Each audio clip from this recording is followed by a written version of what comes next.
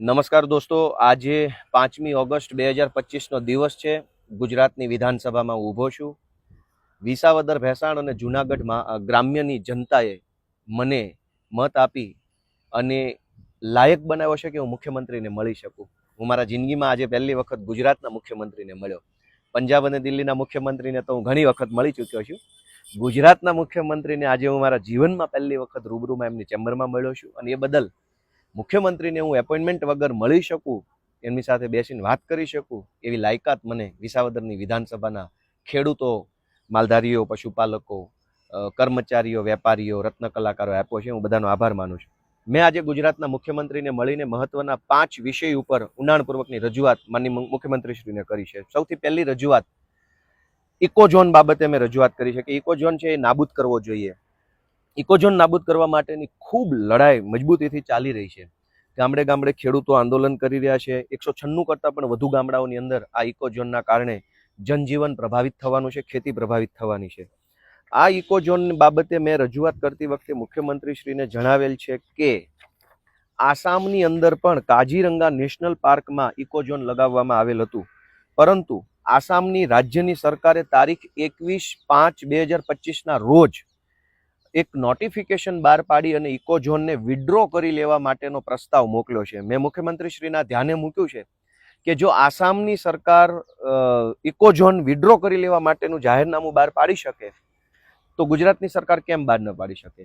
આસામની સરકારે ecozone withdraw કરવા માટે એટલે કે નાબૂદ કરવા માટે જે જાહેરનામું બહાર પાડ્યું એમાં આસામની સરકારે એવું લખ્યું છે કે સૂચિત ઇકોઝોન જ્યાં લાગુ થવાનું છે એની હદમાં જે લોકો રહે છે હાલમાં, એના હક, એના અધિકારો, એમના જનજીવનને કેટલી પ્રભાવ પહોંચશે એનો કોઈ પણ પ્રકારનો સર્વે ઇકોઝોન લાગુ કરતા પહેલા કરવામાં આવ્યો નથી.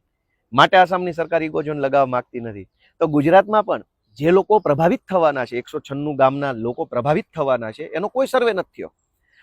આસામની સરકારે લખ્યું છે કે ઇકોઝોન લાગશે તો 5 લાખ લોકોને સીધી અસર કરે છે. આ 5 લાખ લોકોમાં અનુસૂચિત જાતિ, જનજાતિ અને ઈડબ્લ્યુએસ વર્ગના લોકો રહે છે, જેઓ મુખ્યત્વે ખેતી ઉપર આધાર રાખે છે. અને જો ઇકોઝોન લાગુ થશે તો એમને રોજગારની સમસ્યા આવશે.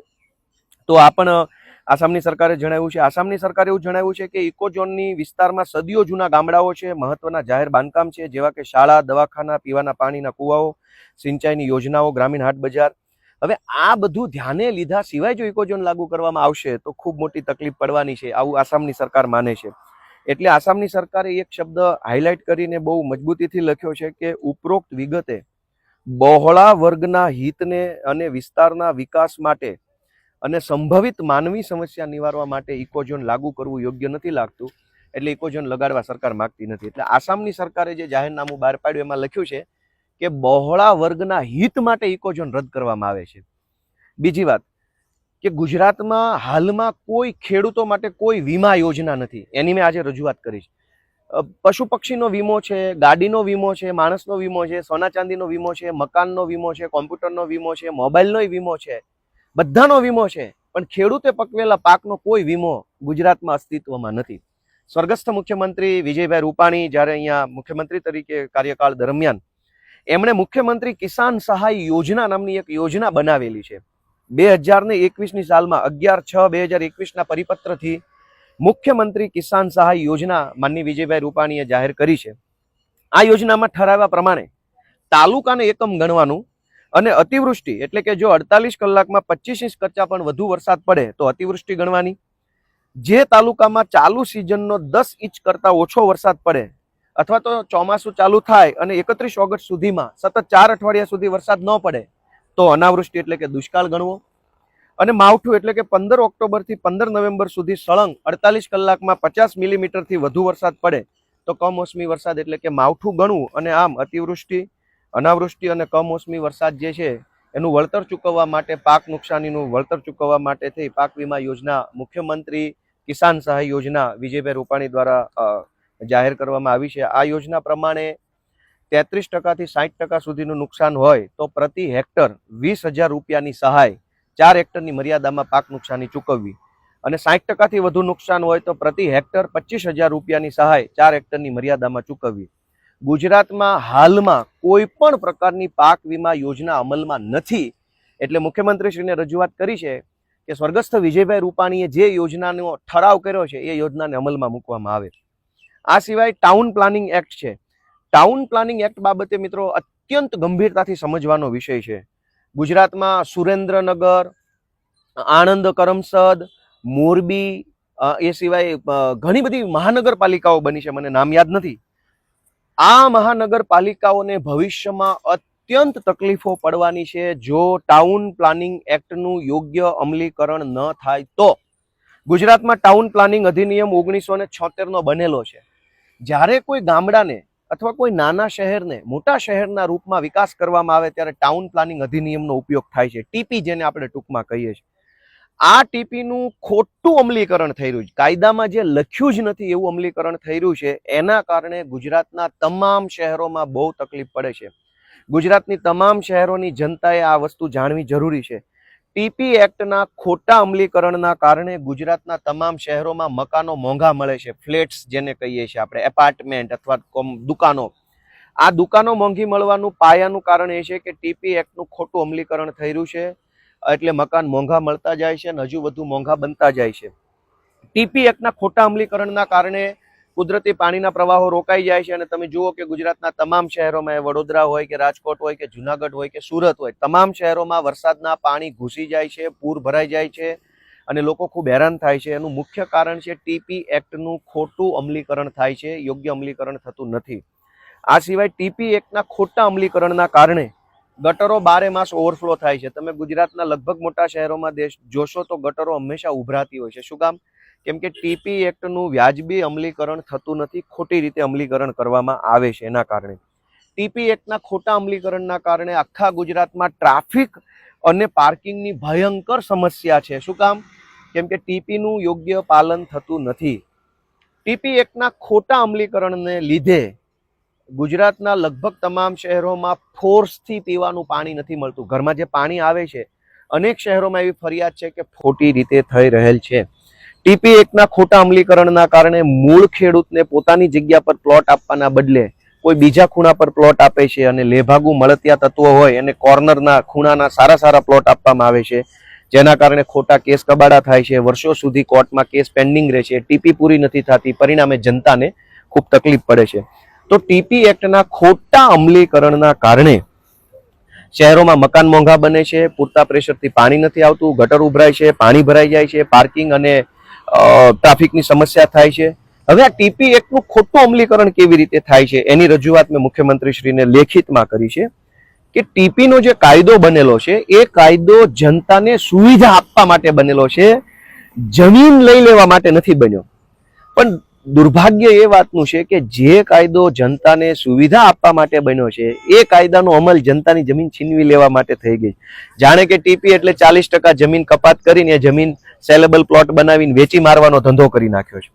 મેં મુખ્યમંત્રીશ્રીને રજૂઆત કરી છે, હું વાંચી સંભળાવું છું કે ટીપી એક્ટ એટલે કે ટાઉન પ્લાનિંગ એક્ટ, જે નગર રચના અધિનિયમ છે, એની આખી ચોપડીમાં પહેલા શબ્દથી લઈને છેલ્લા શબ્દ સુધી અંગ્રેજીમાં કે ગુજરાતીમાં વાંચો તો ક્યાંય પણ એવું નથી લખ્યું કે 40% જમીન કપાત કરવી કે જમીન કપાત કરવી એવો શબ્દ નથી, જમીન સરકારને આપવી એવો શબ્દ નથી, 40% કપાત કરવી એવો કોઈ શબ્દ નથી, અથવા સેલેબલ પ્લોટ મૂકવા એવો કોઈ શબ્દ નથી, અથવા સરકારી શાળા માટે ફલાણા માટે કોઈ પણ પ્રકારે જમીનો પડાવી લેવી એવો પણ કોઈ શબ્દ નથી.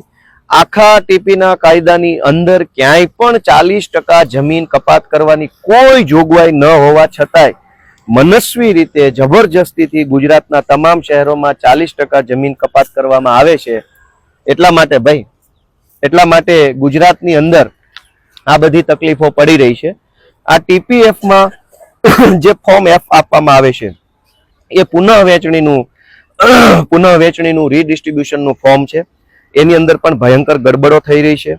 ટીપી જાહેર કરતા પહેલા ખેતીની જે જમીન છે, હજારો હેક્ટર જમીન છે, એ જમીનમાં કુવા કેટલા છે, બોર કેટલા છે, ઓયડી કેટલી છે, ગોડાઉન કેટલા છે, નાના મોટા રહેણાંકના મકાન કેટલા, એનો કોઈ સર્વે કરવામાં નથી આવતો.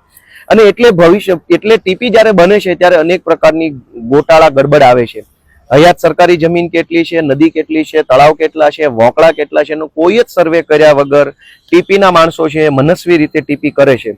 ટીપી આખી કન્સલ્ટન્સિંગ એજન્સી એટલે કે પ્રાઇવેટ માણસો દ્વારા એક ધંધો બનાવી દેવામાં આવ્યો છે. કેટલાક અમુક બિલ્ડરો અને કન્સલ્ટન્સીના માણસો ભેગા મળી અને મન ફાવે એવી ટીપી બનાવી ખેડૂતોની જમીન પચાવી પાડી, ખેડૂતોની જમીનમાંથી 40% જમીન હિસ્સો ચોરી કરી અને પછી પાછળના દરવાજેથી એ જમીન વેચી મારે છે. મેં મુખ્યમંત્રીને રજૂઆત કરી છે કે ટીપીના કાયદામાં 40% જમીન કાપવાની કોઈ જોગવાઈ નથી. બેટરમેન્ટ ચાર્જના નામે, ડેવલપમેન્ટ ચાર્જના નામે, આઈસીના નાણાંના નામે અલગ અલગ નામ છે. જમીન ધારક પોતાના પાસેથી પૈસા લેવામાં આવે છે. એ પૈસાનું કાયદામાં ક્યાંય છે જ નહીં, એ ખોટી રીતે લેવામાં આવે છે. તો ટીપીના કાયદાનો જો યોગ્ય અમલીકરણ થાય તો લોકોને સસ્તા મકાન મળી શકે એમ છે, પૂરની સમસ્યા નિવારી શકાય એમ છે, ઉભરાતી ગટરની સમસ્યા નિવારી શકાય એમ છે અને ઘણી બધી સમસ્યાઓ નિવારી શકાય એમ છે. તો મેં ટીપી બાબતે આજે મુખ્યમંત્રીશ્રીને રજૂઆત કરી છે. આ સિવાય મેં એક મહત્વની રજૂઆત એ કરી છે કે ગુજરાતના ગામડાઓમાં આવતા સોલાર ફાર્મ અને પવનચક્કીઓ ઉપર મિલકત વેરો લાગુ કરવો જોઈએ. કેમ કે ગુજરાતમાં હાલની તારીખમાં સોલાર ફાર્મ અને પવનચક્કી ઉપર કોઈ પણ પ્રકારનો મિલકત વેરો વસૂલ કરવામાં આવતો નથી. ગુજરાતમાં મોબાઈલના ટાવર ઉપર મિલકત વેરો લેવામાં આવે છે, પણ પવનચક્કી અને સોલાર ફાર્મ ઉપર લેવામાં આવતો નથી. હકીકતમાં મહારાષ્ટ્ર રાજ્ય અને કર્ણાટક બંને રાજ્યની અંદર સોલાર ફાર્મ તેમજ પવનચક્કી બંને ઉપર મિલકત વેરો લેવામાં આવે છે. જો ગુજરાતની સરકાર ગુજરાત પંચાયત અધિનિયમની કલમ 2 અને કલમ 200 સુધારો લાવે વિધાનસભામાં, તો ગુજરાતની ગ્રામ પંચાયતોને 7,000 કરોડ કરતા પણ વધુ રૂપિયાની આર્થિક આવક થાય એમ છે, એટલે કે સ્વભંડોળની આવક થાય એમ છે. ગામડાની હદમાં સોલાર ફાર્મ અને પવનચક્કીઓ ખૂબ મોટી સંખ્યામાં લાગી રહી છે. આ પવનચક્કી અને આ કેમ કે ગામડામાં મોબાઈલનો ટાવર હોય તો મિલકત વેરો લાગે છે, તો પવનચક્કી ઉપર કેમ નહીં લાગે? સોલાર ફાર્મ ઉપર મિલકત વેરો કેમ નહીં લાગે? જો સોલાર ફાર્મ અને પવનચક્કી ઉપર મિલકત વેરો લગાવવામાં આવે તો ગુજરાતના ગામડાઓમાં 7,000 કરોડ રૂપિયાની આર્થિક આવક થાય એમ છે. ગામડું આત્મનિર્ભર બને, ગામની પંચાયત આત્મનિર્ભર બને અને ગામડાના લોકોને વિકાસના કામો માટે સરકાર ઉપર ઓછો આધાર રાખવો પડે એવી રજૂઆત પણ મેં આજે મુખ્યમંત્રીશ્રીને કરી છે. છેલ્લી મારી રજૂઆત છે 5મી કે પરંપરાગત રીતે પશુપાલન કરતા માલધારીઓને વાડા ફાળવવાની નીતિ બનાવવા અંગે હાલમાં ગુજરાતમાં માલધારીઓને વાડો ફાળવવા માટેની કોઈ નીતિ, કોઈ નિયમ, કોઈ કાયદો, કોઈ અધિનિયમ કાંઈ અમલમાં છે નહીં. અમારા વિસાવદર વિસ્તારમાં જંગલની અંદર વર્ષો પહેલા રહેતા માલધારીઓને હેરાન કરી, પરેશાન કરી અને જંગલ છોડવા મજબૂર કર્યા. પછી એ માલધારીઓ જંગલ છોડીને બહાર આવ્યા તો એમની પાસે ઢોર બાંધવાની કે ઢોર ચરાવવાની જગ્યા છે નહીં. એટલે લાચારી વશ તેઓ કોઈની પ્રાઇવેટ જગ્યામાં અથવા સરકારી પડતર જગ્યાની અંદર પોતાનો પરિવાર સાથે રહે છે અને પશુપાલન કરે છે. શહેરોની અંદર પણ જે શહેરોમાં ગામડું ભેળવી દેવામાં આવે, નજીકના ગામડા શહેરોમાં ભળી જાય, પછી એ ગામ છે એ શહેર બની જાય, તો જે ગામ શહેરમાં ભળ્યું હોય એ ગામની ગૌચરની જમીનો છે એ બિલ્ડરો વેચી અને ત્યાં બિલ્ડિંગો બની જાય છે. એટલે શહેરોમાં રહેતા માલધારીઓ જે છે એમને પણ પોતાના ઢોર બાંધવા માટે ઘણી બધી તકલીફ પડે છે. હવે પોતાના ઢોર બાંધવા માટે જગ્યા ન હોય એટલે લાચારી વશ, મજબૂરી વશ એમણે કોઈ સરકારી જગ્યામાં, કોઈ પ્રાઇવેટ જગ્યામાં ઢોર બાંધવા પડે છે. સરકારી જગ્યામાં ઢોર બાંધે એટલે સરકારી તંત્ર માલધારીઓને હેરાન કરે, પરેશાન કરે, ખોટા કેસ કરે, એમના ઢોર ભરી જાય, એમના પરિવારના સભ્યોને ત્રાસ આપવામાં આવે. મેં આજે મુખ્યમંત્રી પાસે એવી રજૂઆત કરેલી છે કે જે લોકો પરંપરાગત રીતે પશુપાલનનો ધંધો કરે છે, એટલે કે ગ્રામીણ વિસ્તારોમાં ઓછામાં ઓછા છેલ્લા 10 વર્ષથી સળંગ પશુપાલનનો ધંધો કરતા હોય અથવા શહેરી વિસ્તારમાં છેલ્લા 15 વર્ષથી સળંગ પશુપાલનનો ધંધો કરતા હોય એવા પશુપાલક માલધારીઓને સરકાર તરફથી ભાડા પટ્ટે વાડો આપવામાં આવે એવી રજૂઆત મેં માનનીય મુખ્યમંત્રીશ્રીને કરી છે કે પશુપાલકોને જો, કેમ કે પશુપાલન છે એ પવિત્ર વ્યવસાય છે. આપણા ભગવાન શ્રી કૃષ્ણ પણ ગાયો ચરાવતા અને પશુપાલનના વ્યવસાય એ આપણી પરંપરા સાથે સંકળાયેલો વ્યવસાય છે અને પશુપાલન અને ખેતી બંને પૂરક વ્યવસાય છે. એટલે જો ખેતી જીવતી રાખવી હોય, ખેતી સક્ષમ બનાવવી હોય, ખેડૂતને સક્ષમ બનાવવો હોય, ખેતી સમૃદ્ધ કરવી હોય તો પશુપાલનને પણ આપણે પ્રોત્સાહન આપવું જોઈએ.